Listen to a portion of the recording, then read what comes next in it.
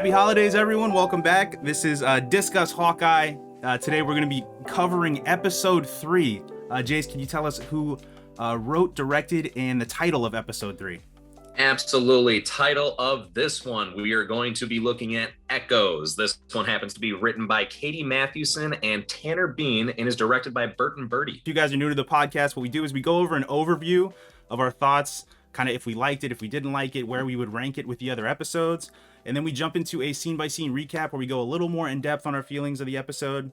And then finally, we give our predictions on where we think the show is going to go going forward for the series. Before we get started with that, guys, what we're doing for Discuss Hawkeye, which is really fun, is for each one of these episodes, we're doing a different Christmas tradition. Week 1, we did Letters to Santa, where we talked to my favorite subscriber. Week 2, we did some eggnog that I was terrible in. I hope you guys, if you guys watched the last episode, I totally screwed that one up and did not drink as I was supposed to, but we drank eggnog every time we said Christmas. And then for this one, we're going to do a Christmas card, guys. We're going to do a Discuss Hawkeye Christmas card. So if you guys would indulge us, for you guys listening on the podcast, this isn't going to be very good for you guys, but we're going to quickly freeze frame and take a cool Christmas card picture, and then we will get into the episode here. So Jace, if you're ready, we'll go ahead and count down from 3. I'm so jealous. I wish I had the Santa hat for this. I know, I'm flexing a little hard right now. All right, Gat, you ready? Go for it. 3, 2, 1.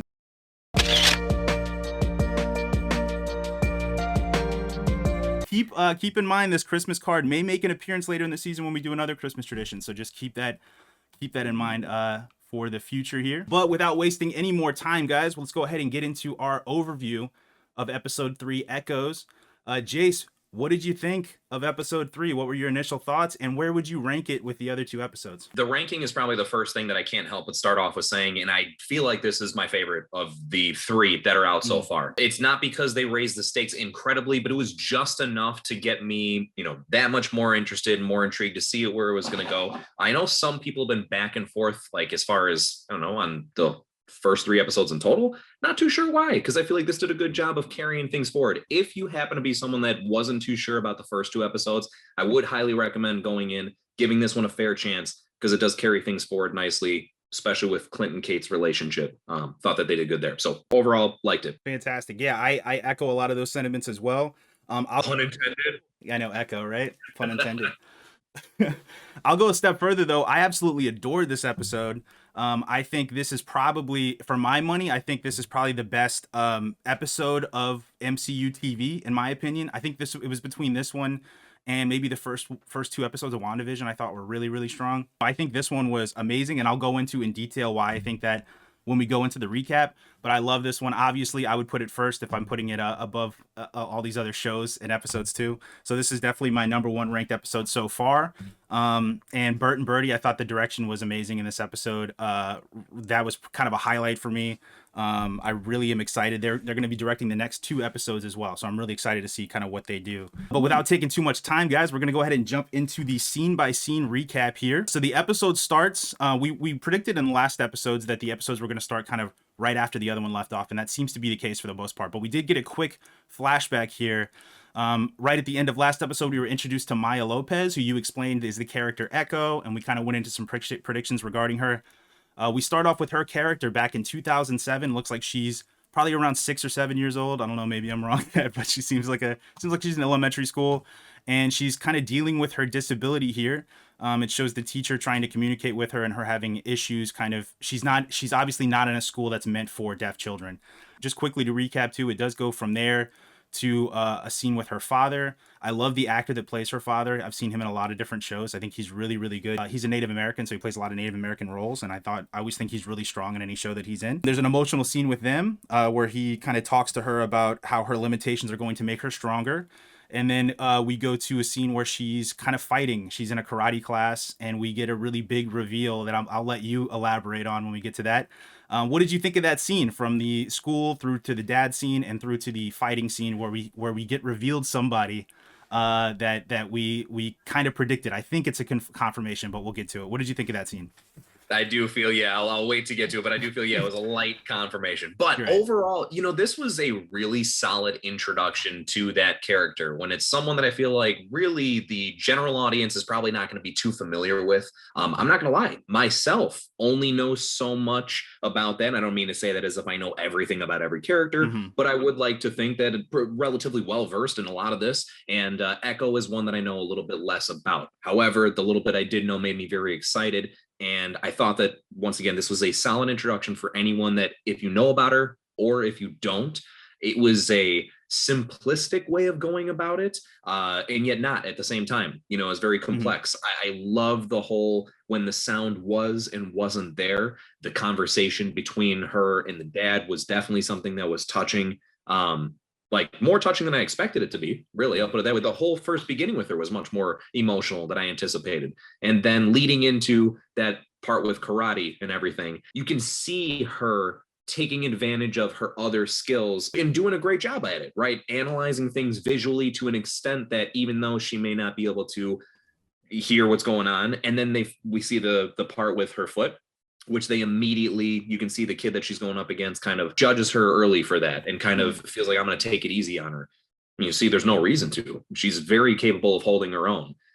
Leading into where the dad is saying, hey, your uncle will take care of you or watch over you in the meantime here. And as soon as that hand came down and that all black suit, and then that laugh, right? That dead chuckle that was just recognizable enough. And anybody, I hope that you listened to us last episode. If you haven't, obviously go back. It's still fun to listen to. And that I am 99.99% certain is Vincent D'Onofrio's Kingpin. Yeah, totally agreed. I'm gonna get to that as well. When we're in the schoolyard, and they kind of phase the sound out. There's a couple little key points I wanted to hit. It did show her Mad Lib book or whatever, she's like vocabulary book that she was filling out, and it said some. I remember when I first watched it, pausing because I thought, oh, this is definitely where they would hide some stuff, is when her writing on that here.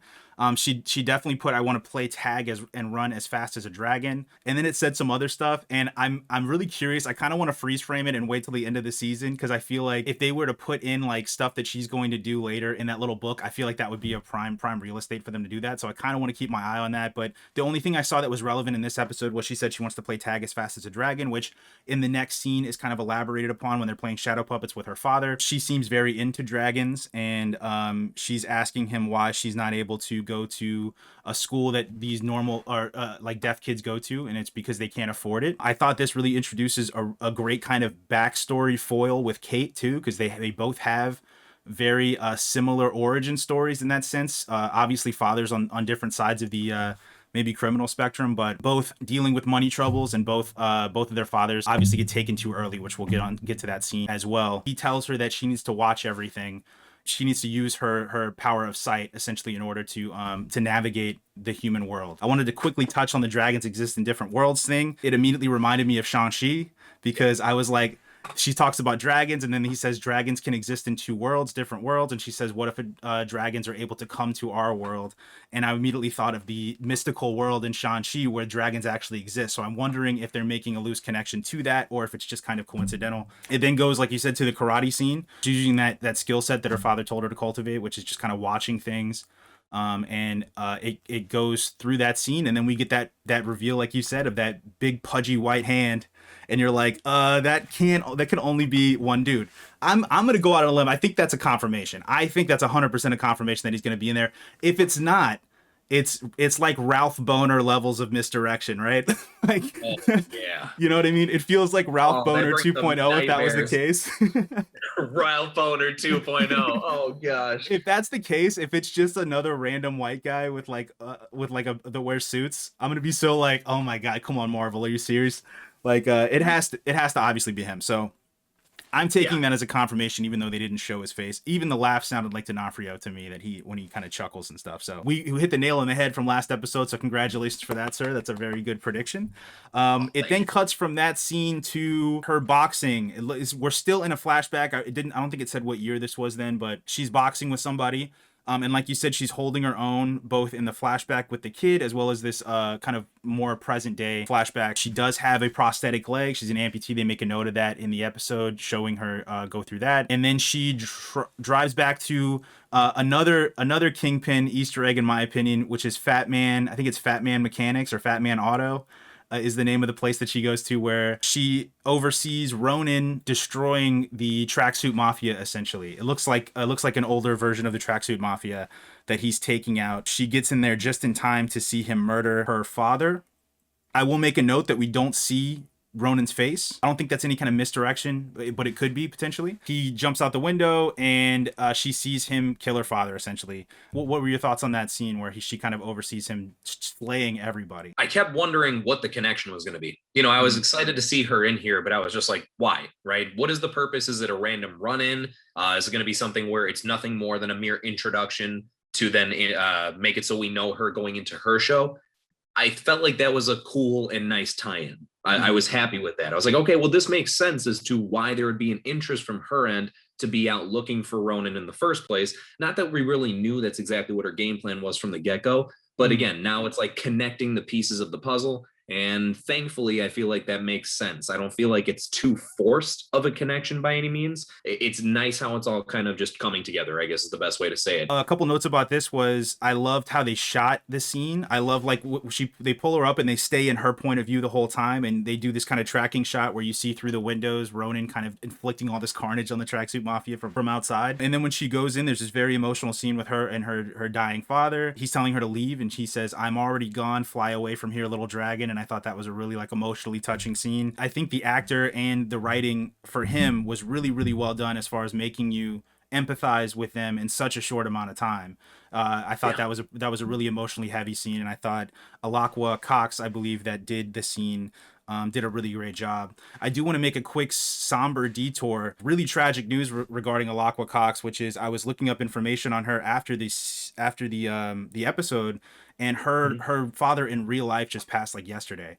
So really, really tragic coincidence, having the episode come out and stuff like this, and then her going through that. So that was really tough news. So we definitely give our condolences to her going through that tough time. And I just thought that was extremely extremely tragic coincidence that happened on the same day that this episode released. You know? Yeah. Oh my gosh. Yeah.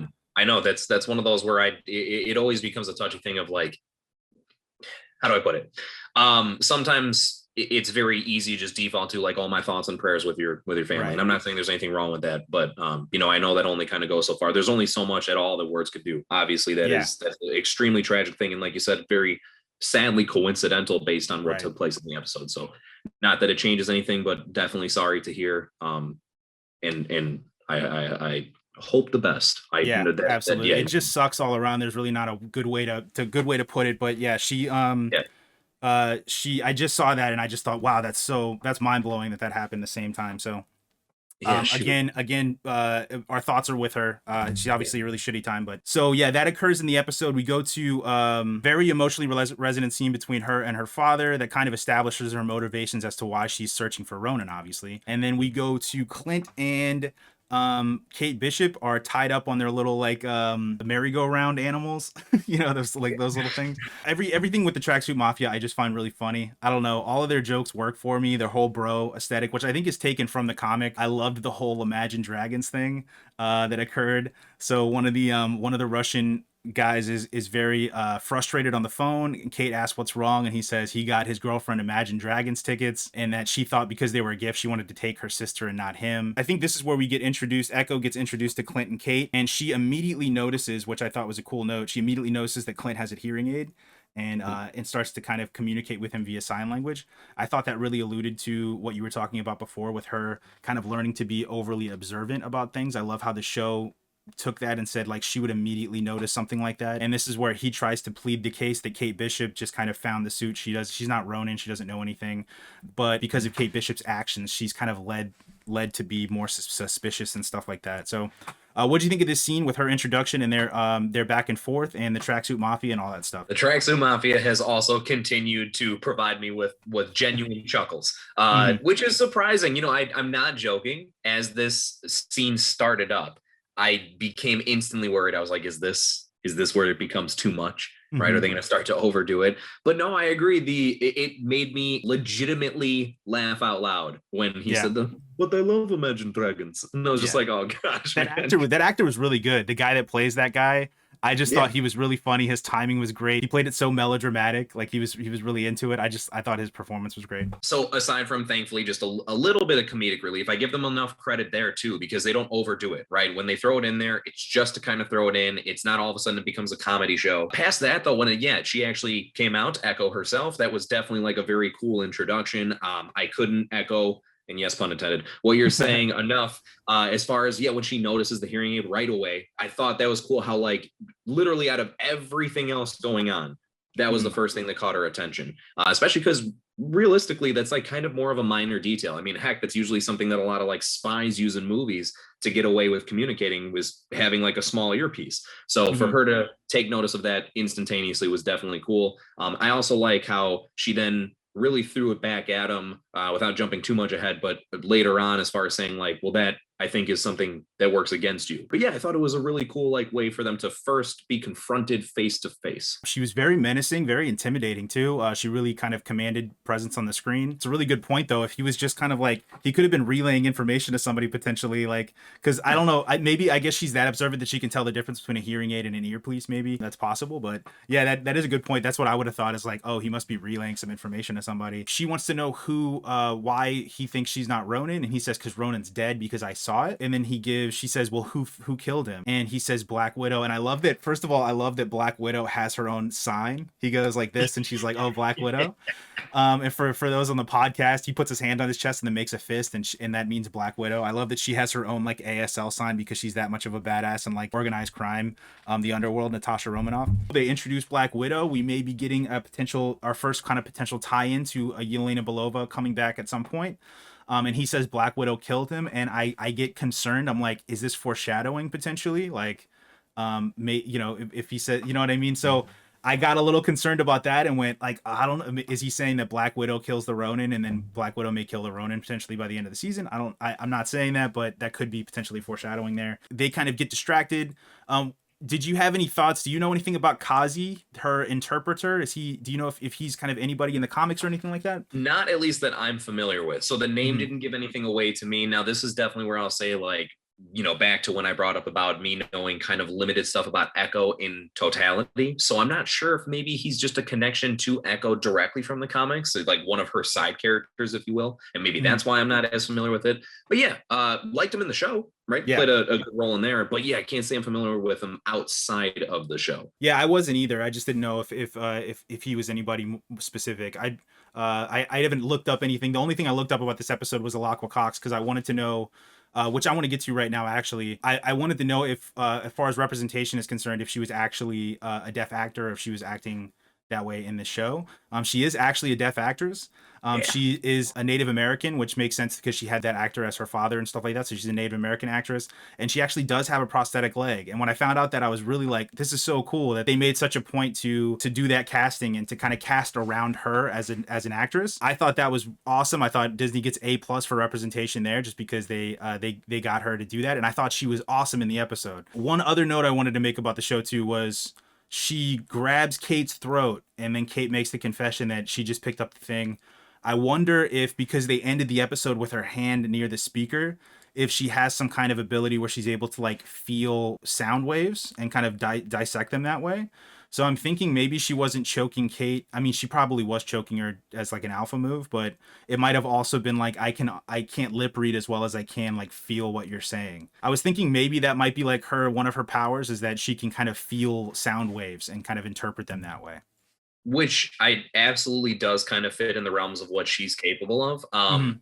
That's an interesting interpretation because I looked at it as like, I was kind of guessing that maybe over time she had gotten a lot better with that, Mhm. but that could easily be it, right? Maybe that's just not her strength, and could be something where that is the best way of looking into it. I almost looked at it as like potentially, and I have no way if there's even knowing like how to be able to gauge this from grabbing someone's throat, but I thought Mhm. maybe it was like her way of telling if she was lying or not. Almost Possible like it was too. right, like her self lie detector test, like gauging her pulse based on when she answered and seeing if like that was actually the Mhm. truth or not. That was the only other thing I could have taken away from it. It does cut from that scene too. We get our first kind of big action scene in the episode here. Clint breaks out of his duct tape handcuffs, kind of runs through this toy store. It's a defunct K&B toy store, which I thought made for a really fun setting for an action scene. I remember thinking that was cool because you can use a lot of the toys and props and stuff that they do in the scene as well. He gets away from them and kind of fights. They have a really cool hand-to-hand fight between him and Echo. That happens in this scene. There's a lot of cool arrow fu, is what I call it. It's like kung fu arrow fu, I guess. Because they call it gun fu in the John Wick movies. So this would be arrow fu here. What were your thoughts on this scene from when he gets out and has the fight scene with the tracksuit mafia and Echo, and then Kate Bishop gets out and she does a little damage with Kazi, and then they leave. What were your thoughts about that whole sequence? I loved it, man. The action throughout this episode I thought was very stellar for this type of show. You know what I mean? So in this scene was a great start to it. The way that it got a chance to show off Clint and his elegant badassery, I'd almost like to term it as, because the way he was kind of like, once he finally got his hands on his stuff and you just saw him instantly snap into action with stuff, that was really, really cool. The one kind of slow-mo shot where he jumps off the railing and then you see him turn and then fire the one that hits two people, if I'm not mistaken. It hits Kazi in the ear and then it breaks her handcuffs. Yes, and that was just, oh my gosh, I swear I thought that was like one of the coolest looking things, and definitely felt very cinematic. So that's something that I give them credit for, is bringing a cinematic experience to a show, which they've seemed to do a lot with the Marvel shows. So I give them credit for staying on par with that. All in all, this was so cool to see that action scene go down. When Kate got out, I'm glad that she played a helping hand. I'm not gonna lie though, one thing that I liked from this, to kind of repeat, if you will, things that I've mentioned in past episodes of us. I was about to say Echo. Yeah, we're about to say Echo. It just seems to be fitting for this one. Right. It does.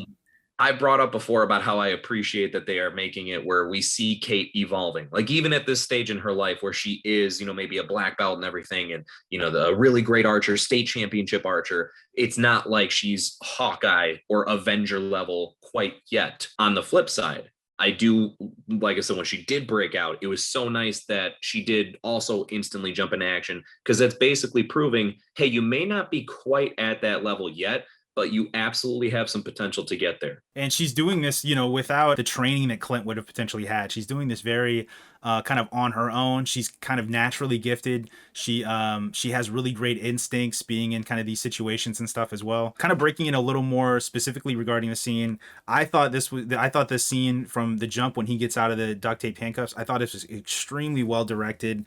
I was able to follow everything. It was in an interesting location. There were interesting props that they were using. They did a lot of wide shots where you could tell that a lot of thought went into the choreography of the shots, and not necessarily the quick cut editing stuff that you see in those funny Liam Neeson movies from the early 2000s.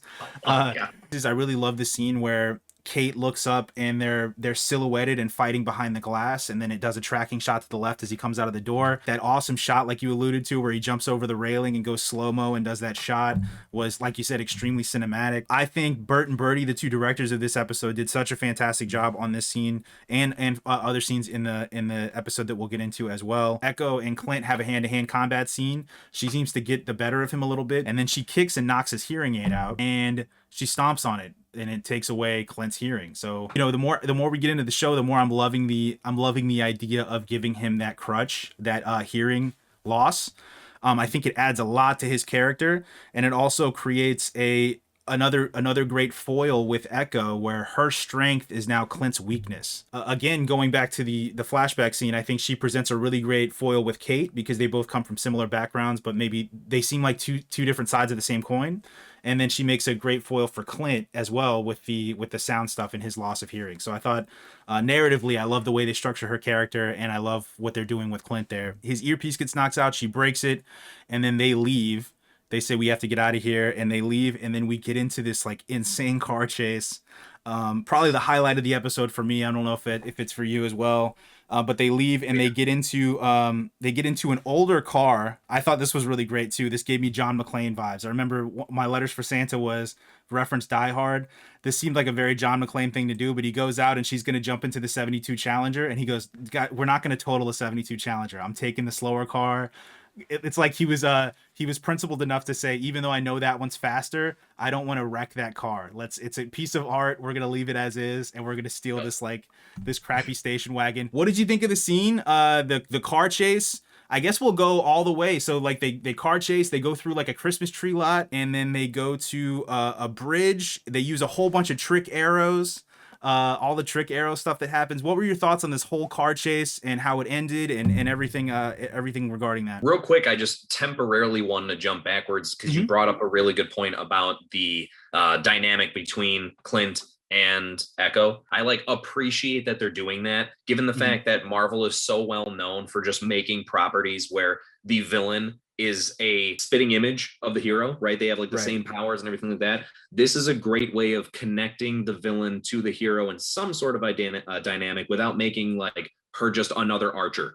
As far as this car chase scene, definitely the highlight of the episode for me. I mean, you don't even have to be that really well into the way things are shot, or you know what I mean, or direction, to be able to appreciate how well this was done. It was so cool to watch happen, and I've never seen something quite exactly like it, like shots that are similar but not executed in that same exact way. Putting it all together there was kind of almost mesmerizing, how it constantly was going around but stopped at the right times. The same, what needed to happen happened, and every time it turned, it was to what it needed to be showing. The trick arrows were a lot of fun, not just because the arrows themselves, but the back and forth between Clint and Kate as she was grabbing them. The fact that he couldn't really hear her, so as she's grabbing different stuff, she's kind of like, what is this? And then he's saying something entirely different that's maybe not even responsive to that as she's doing it. But that was really cool to see the different arrows that he has. This is where I had a little bit of an issue, and I don't know if you feel the same.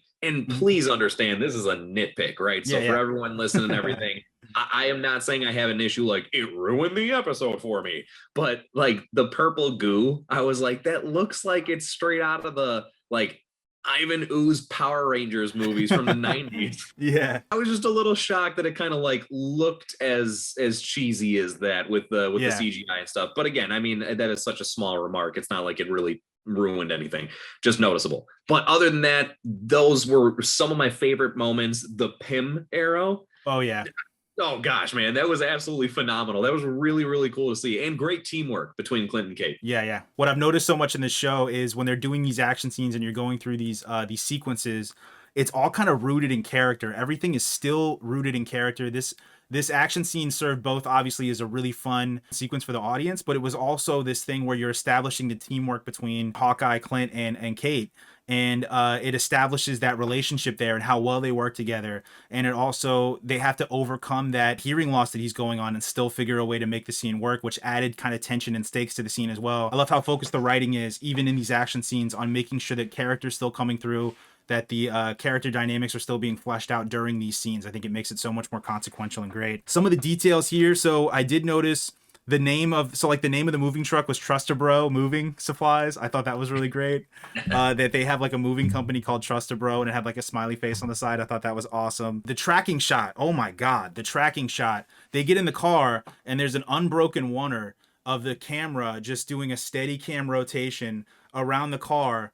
And as they're spinning in the car, the camera's spinning in the other direction, and you're seeing the Tracksuit Mafia on the street in front of you, and then you're seeing the Christmas tree lot to your left, and it's spinning around, and you're seeing the Dodge Challenger potentially coming up in the front. It was so well choreographed, so well acted. Jeremy Renner and her, where he's pulling the trick arrows out. All of this stuff happened was just in one take. And I thought that was amazing. I think I did say that I thought this was the best Marvel TV episode that I had seen. This specifically, this action sequence, the chase scene, I think is the best action sequence out of a Marvel TV show of all of them so far. I think for me, that's pretty clear in my opinion. I just think that spinning shot in the backseat was taken directly out of Children of Men. I don't know if you guys have seen Alfonso Cuarón's Children of Men shot, but there's a really hectic sequence in a car where they're being attacked, and it's just sitting in the middle of the car and circling around at their reactions. So I thought it was amazing that they repurposed it.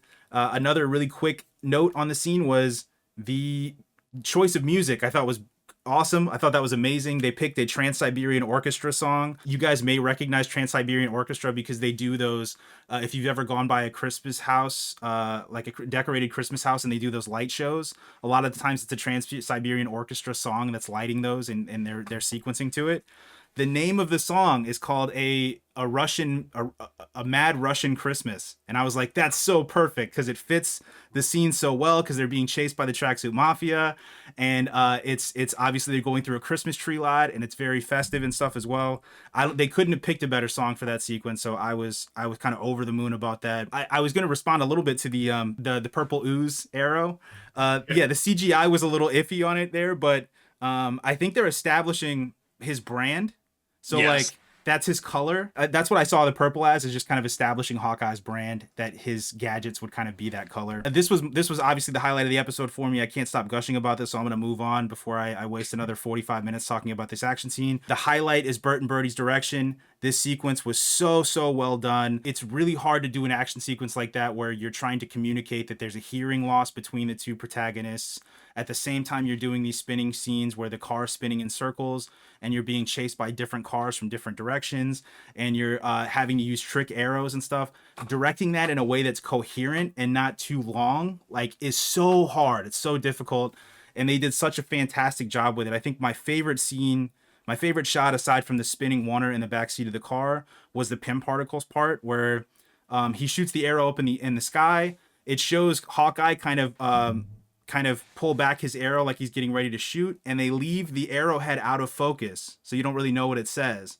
And then as you see the arrow come down, they do a beautiful focus pull where it pulls and you see Pym really fast, and then he lets go. I just love the way they visually told that with the camera, and then you get that epic giant arrow breaking the truck and everything. He has a USB dongle arrow, which I was gonna ask you about. I don't know really what the usefulness of that arrow would be, unless maybe he's trying to implant like a virus on a computer that's far away. This is my guess, and I don't know for sure, but I feel like maybe it is their soft callback to the show What If. There is an episode of that show where Clint and Natasha are the only two surviving people after Ultron took over. Throughout the episode, there is a part where they go to download Arnim Zola because he's an analog program, not a digital program, and he could potentially help against Ultron. Clint uses that arrow. He uses like a USB arrow to download Arnim Zola, and then he shoots it into an Ultron droid to like upload Arnim Zola into there. So again, I think that's just like a soft callback to the animated show. Yeah. If you haven't seen What If, go check out What If. It's a great show. Yeah, I haven't seen What If, and that's why I get Jace on here to actually like talk you through that, because that's now that you explain that, it's 100% what they were doing there, because that What If just came out before this. So yeah, it would be a soft callback to that. It goes from that scene. So we go through that amazing action sequence. They're on the subway, so they make this really awesome escape. It also alluded to her first seeing Clint in the very first flashback. It shows the official Avengers shot, and he's jumping off of he jumps off of the building, turns around, and fires up to swing into the thing. And I thought that was cool that that's the first time she saw Hawkeye, and now she's doing it with him. But I thought that was really cool that even as a kid, the first time she saw him do that move, and then kind of the wish fulfillment of her being able to, like, in that situation, do that same move to get out of that and get onto the subway, I thought was very kind of a perfect circle there for her character. Then they get on the subway. They realize that they haven't let the dog out in a long time. And there's kind of a funny exchange where he kind of can't hear her, which was really well done, by the way. I'm not gonna lie, very simplistic, but at the same time, like, I thought that was really, again, simple but well done. Like, I like how she's just kind of going on her little rants, but then all of a sudden he's like, "You're right," and then she's saying whatever, and then he's just like, "About you being one of the best archers in the world." And if anything, it was cool because it already just kind of seems like he's agreeing with her, whatever the case may be, and you could tell she's got like this burst of energy from having just done a mission with him, and then for him to say something like that, immediately afterwards, I feel like has to be that much more of a positively reinforcing thing for her, without it being like, here's a participation trophy because you tried so hard. You know what I mean? Yeah. It was like a genuine compliment from him that wasn't forced in any way, especially because he didn't even hear what she was saying beforehand. Exactly. It was really subtle, really efficient writing.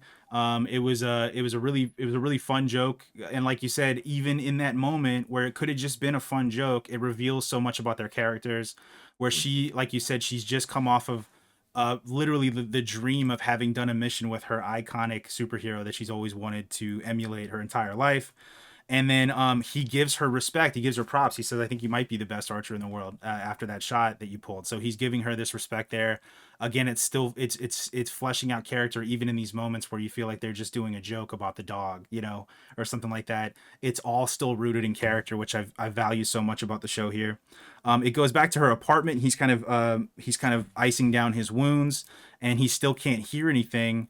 And it goes to I thought a really really good scene too with his son calls on the cell phone, and she has to interpret for the son. I thought that was a really emotionally touching scene. What were your thoughts about that interaction with him and his son, and her having to interpret that? That was the most emotional scene of not just the episode, of the show overall for me so far. I don't want to go overly dramatic here, but like I would say very close to like on the verge of getting like a little wow, well, that was touching there. And honestly, like how you've been pointing out, which I think is a great point to be making, is how every single thing so far really seems to be well done with character development put within these moments. So it is building story, it is driving things forward, and yet at the same time, it is further developing these characters in a sensible and logical way. This was all the more of that, I feel like to further build Clint and Kate's relationship, not just as how they work together fighting and firing arrows with each other, but then also just like as people. And again, without forcing anything. And it was such like a beautifully genuine back and forth, nothing overdone. That's something that I feel like I've repeated a bit, but on purpose. Like they kind of do things in such a good way without overdoing it, because that easily could have been something like over the top cheesy. And I didn't feel like it was at all. It was really sweet. And I like how, again, even at the end of it, you know, Clint just kind of stays himself and is kind of reserved. Hears the whole thing out and there's just the simple thank you, and then kind of dips away. But you knew how much that meant to him. And you also saw that she took away, like she was able to see like that clearly was huge for him there. Yeah. Yeah, and I think that's the key point, is having her kind of involved in that. I thought was such a smart choice. Really great. So they had him kind of lose his hearing, and I love that they did this scene before he got his hearing back, because I thought that was a really smart way for Kate to buy into the stakes of the show. You had to get Kate to realize kind of what Clint's giving up doing this, what he really wants at the end of this show, and kind of what his ultimate goal is. I was very close to getting emotional in that scene as well. And you're getting emotional just because you want this guy to be with his family for Christmas. You know what I mean? And I think there's something so pure and like beautiful about that. It's just like, I just want this dad to be with his kid for Christmas. Well, like that's the stakes of the show, and I love that. When the kid actually says, or you know, when she holds up the writing where it says like, he said it's okay if you're not home for Christmas, and it was just like, no, don't you do that. Right. And the performances were amazing. Jeremy Renner, I thought, did a great job in that scene. He has to. It's kind of a hard thing to act because he's a stoic character, but you have to show that there's a real emotional pull when it comes to his family. So in the scene, you either his voice cracks or something, like he just kind of goes like when the kid says it's okay if you're not going to come home for Christmas, just seeing the kind of defeated like heartbreak in his eyes of just like, no, I'm going to make it, buddy. I'm going to make it. It's like he did a really good job portraying that in the scene. I thought that was really well done. That's probably, like you said, the most emotional aspect of the show so far. Just not to pat myself on the back here, but I did call that this is kind of what it's going to be. So I said, like, every episode, his kid or somebody in his family is going to call in and say that they're doing some other Christmas tradition that he's not able to partake in, and that it's going to continue to kind of build as we get closer to Christmas. I'm scared that I'm right, because that means that we're going to get more phone calls of more stuff they're doing. And if I almost cried at this one, I can't imagine I'm going to be bawling by like the second to last episode when he's not able to make it to like Ugly Sweater Christmas Party or whatever thing that they're going to be doing. Also did a good job of humanizing Clint for Kate's perspective. That was probably just the last detail I wanted to squeeze in there was, you know, for her, she just sees him as this idol, this hero, untouchable, if you will, probably to a certain degree. And throughout this process, especially with that part there, just kind of more humanizing him, which I think helps the connection between them. That's a really good point too, because she's had him on a pedestal for so long, and as this hero that she's worshipped forever. And to kind of see the human aspect and human element of him and realize he's Hawkeye, but he's a dad. He's a dad that just wants to be with his family for Christmas. And that was really important that she be led into that moment. It goes from that scene to the Trust a Bro moving company is having to leave the K&B toy store because the jig's up. They got out, so they feel like their cover's blown. So they're having to leave. And we get a quick scene between Kazi, who is Echo's interpreter, and Echo, where they have a quick conversation where he's saying, listen, we're supposed to be keeping a low profile. We shouldn't be going after Ronin. What if Uncle finds out? What if Uncle finds out that we're chasing Ronin and stuff?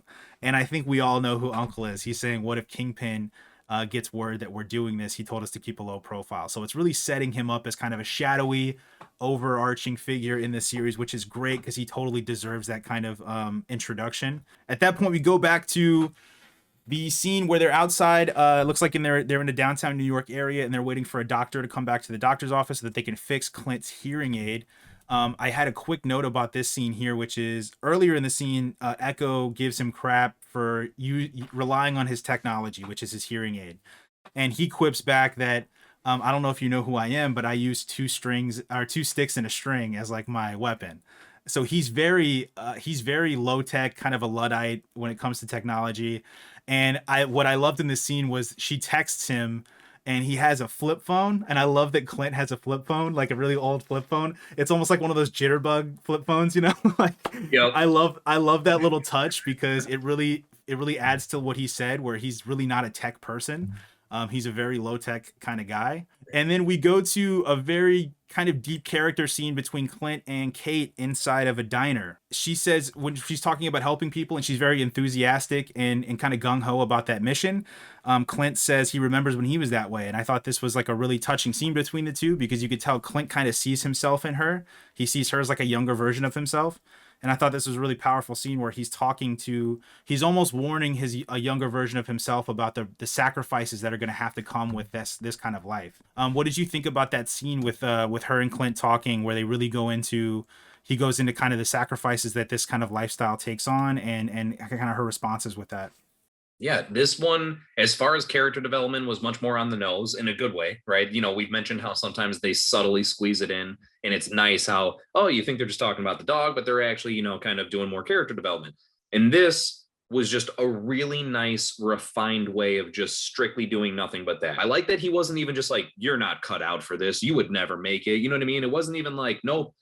You've proven yourself to me, at least to a certain degree, to where it seems like you've got potential there. However, I want you to understand what's about to come ahead of you. So hear me out here.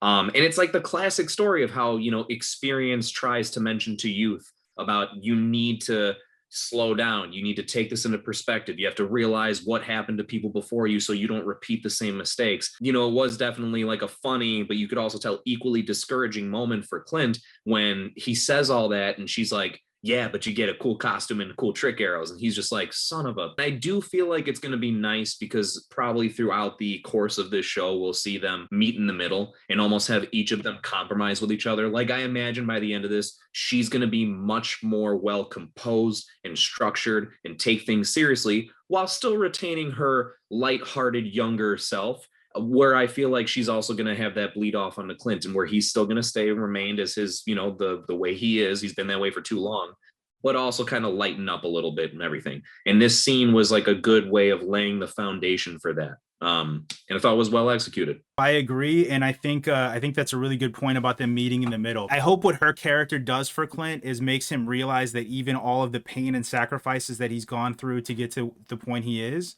that they were worth it in the end, that he would do it again. Him potentially passing on the mantle to her and giving her his blessing to kind of continue on that character is him admitting that all of the things he did and all the pain he went through was ultimately the right thing to do and it was worth it. She also goes into and draws his suit, very crudely draws his suit, which I don't know if it's Haley Steinfeld or just Kate Bishop's character, but she's a terrible artist. She's awful at drawing anything. She tried to draw the Tracksuit Mafia earlier, and it was terrible as well. She's an awful artist, and she should definitely not stick to her day trade, which is firing arrows there. I do appreciate how each of the MCU shows have been making an effort to squeeze in old costumes to some degree, though, right? Yeah, like, because even though I doubt they're going to get him to wear something like that, the fact that they even included that in like a concept design, exactly. Right? Like the hawk, you know, the wings here and the H on there, because that's totally a design from the comic and from some of the cartoons. So I was at least, you know, getting a chuckle out of that part that they included it. Yeah, it's a really respectful nod to the history of the character, and I did love that they put that in as well. He says something that I wanted to point out here. In the past episodes, if you guys haven't seen in episode 1 or 2, we talk about Ronan's inclusion in the show and about how it really presents a hurdle for the writers because you want to maintain this levity and this Christmas atmosphere and this kind of light tone that has pervaded the show so far. But when you introduce something like Ronan, you're going to have to grapple with kind of the darkness that represented in Clint's life, where he was just killing people. And we were worried that that either the show wasn't going to tackle that, and was just kind of leave it unsaid, or if they did tackle it, that it was going to be really hard for them to navigate the tone of that dark period in his life with this lighthearted tone of this Christmas show. And I think we found in this episode that they definitely are going to tackle that. They definitely are going to go into the psychology of kind of what that period represented in Clint's life, and they're going to go over some of the consequences that period brings to him as well. He tells her specifically, "I'm not a role model," which to me rings that he is remorseful for those Ronin years, and he doesn't think of himself as a hero because of the terrible things he did when his family was gone. Also, the fact that Ronin is the person responsible for killing Echo's father means that he's going to have to grapple with that when they have their eventual conclusion to the show. I think we had concerns about that, and it looks like this episode has kind of laid those concerns to rest as far as they are going to tackle it. Whether or not they do it seamlessly and maintain the same tone is still going to be a question going forward, but I thought that they handled it really well in this episode, broaching that subject. Yeah, what were your thoughts on the whole introducing where he's saying he's not a role model and the Ronin thing being broached, and did you think that they handled that really well? Yeah, definitely. Because I think that was very fitting. It's totally believable that he would have that type of personal view of himself and not really hold himself in a high regard.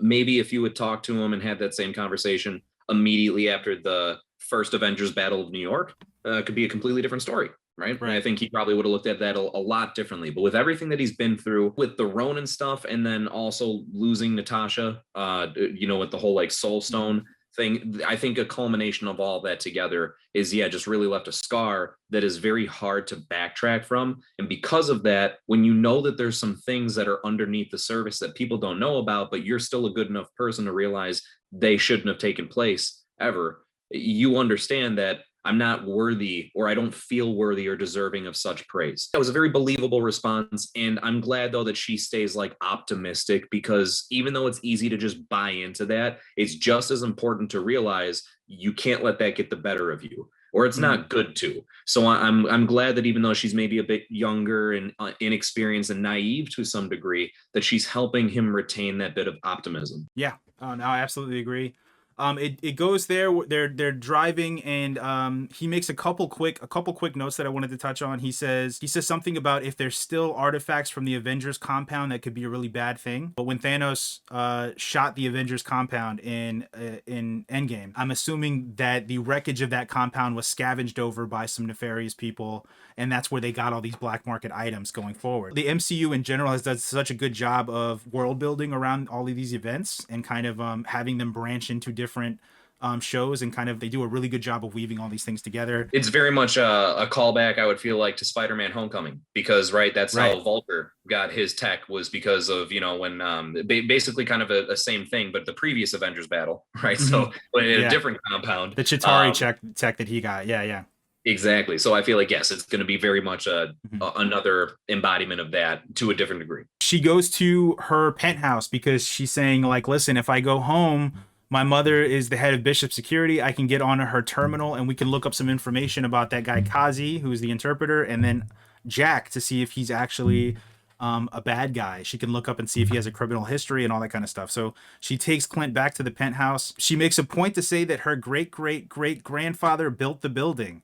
I don't know if that's going to have some information or come back at some point. I don't know if anybody is a comic aficionado and knows whether Kate Bishop's great-great-great-grandfather is somebody of note that we would need to know. I'm not sure why you would add that in if they're not going to do anything with that here. They look up Kazi on the terminal and they find out that he works at a place called Sloan Limited. Does that ring anything with you? Do you know anything about that name? I initially thought maybe the girl that was in Daredevil's name was Sloan, but it wasn't. I was happy that I got a chance to watch this relatively quickly before we had got to recording this, but I didn't happen to get to looking that up before us getting on here, which I'm disappointed in myself, because I was that's gotta be something, because just like you mentioned, there are certain things where maybe it is thrown in to just simply be there for the sake of being detailed, right, to try and flesh something out, but usually it is very much trying to hint at something, be an Easter egg. So I feel bad, but I'm not 100% sure what that may be referring to. Yeah, well, I did briefly look up something regarding that just because I wanted to check and see if I was right and it was the Daredevil girl's name, and it wasn't at all. I was totally wrong about that. But what I did look up was Sloan 2011. What I saw, and I don't know if this is related at all, but this would be a really cool connection. There was a Spider-Man game that came out in 2011 called Spider-Man Edge of Time, and in I have that game. do you have that game? Okay, yeah. Yeah. So there's a character in Edge of Time called Walker Sloan, and he's voiced by Val Kilmer, and he's like a scientific kind of nefarious scientific villain in that game. So I don't know if that's connected at all, but it seemed weird that on the computer when she searches for that guy, it says Sloan Limited established 2011, and then there's that Walker Sloan character in that game, and that game came out in 2011. So I wonder if there's a connection there. I'm not too sure if that character was more so like existent before the games or if it was created for the games. If he was hypothetically speaking created for the games, they would have more creative pull. Sony has only the movie rights to exclusive already established characters within the Spider-Man universe. So if this was technically like a newer character created for the sake of the game, I could see where Marvel could be like, nah, he's technically ours and we don't really have Do you remember that character at all from the game? You said you had the game, right? Do you remember Walker Sloan, the Val Kilmer voiced character? It wasn't until you said he was voiced by Val Kilmer that I was just like, oh, okay. Because I'm not gonna lie, been a minute since I played the game. I got it for Xbox 360 and I don't even remember the last time I turned that on. Right. Yeah, so I thought that might be a really cool connection if that turns out to be the case here. That would be. Hawkeye starts walking around the penthouse and he gets the Ronin blade to his neck, his own sword to his neck, and Jack is holding it, and that's when we cut out from the episode there. And that was episode 3, so it ends with Jack is holding Hawkeye at sword point, if you will. We're going to get a really cool scene from them in the next episode here, because I think we've also established that the show seems to end and picked up right where the other one left off. So I'm sure we're going to pick up right there in the next episode and kind of see where that goes. But yeah, that's going to be the recap, guys.